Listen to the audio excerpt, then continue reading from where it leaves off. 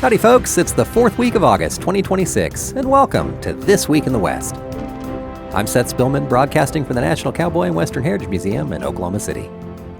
On this podcast, we share stories of the people and events that shape the history, art, and culture of the American West, and those still shaping it today.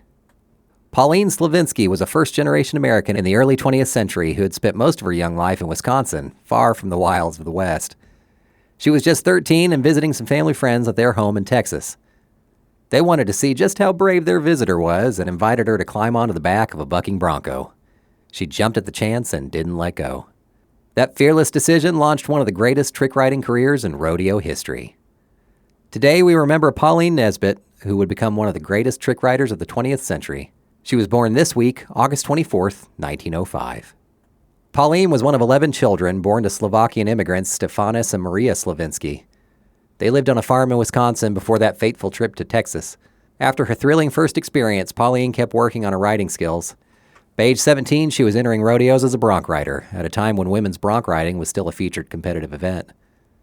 But it was at a rodeo in San Antonio when Pauline saw Tad Lucas, a pioneer of women's rodeo, and was inspired. Lucas's breathtaking trick riding routines transformed speed, balance, and horsemanship into an art form, and Pauline began to imagine what that would be like. Instead of merely staying on a bucking horse for a few seconds, she wanted to wow the rodeo crowds and perform impossible feats while at full speed.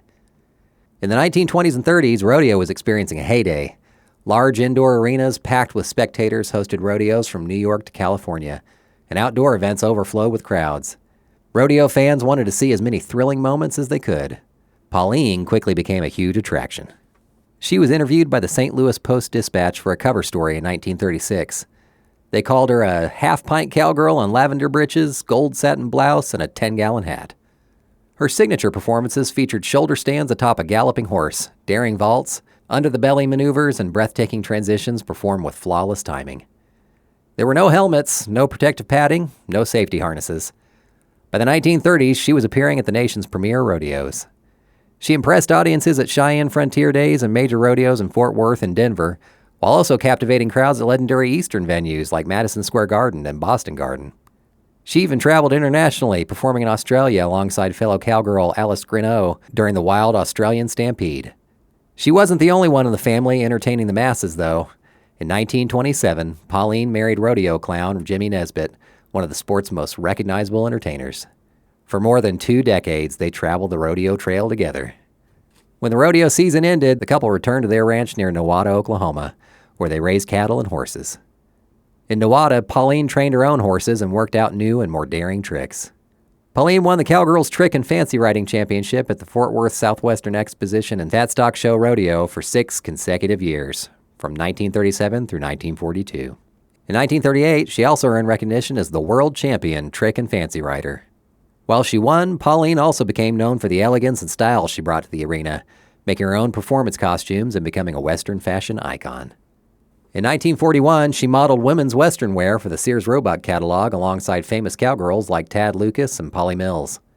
At a time when millions of Americans shopped through those catalogs, Pauline helped shape America's image of the Western cowgirl. She said in the St. Louis newspaper article, "I try to wear a different suit every performance, especially if there's more than one a day. Nothing picks me up like a bath and a change of outfit. I wish I could show you my hats, but most of them are at the cleaners." But there were some bruises and broken bones beneath the glamour. Perhaps the most remarkable example came during a rodeo in Idaho.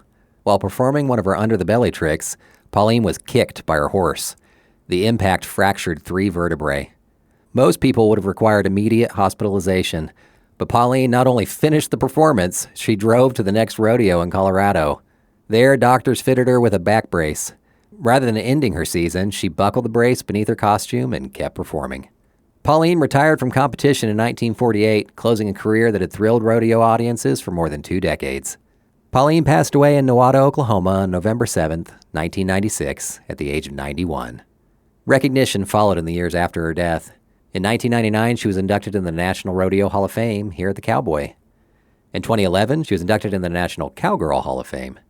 And with that, we've made one last pass around the arena on another episode of This Week in the West. Our show is produced by Chase Spivey and written by Mike Kaler. Follow us and rate us on Apple Podcasts, wherever you hear us. That'll help us reach more people. Come visit us in Oklahoma City. You can now buy tickets online at thecowboy.org/tickets. Got a question or a suggestion? Drop us an email at podcast@thecowboy.org.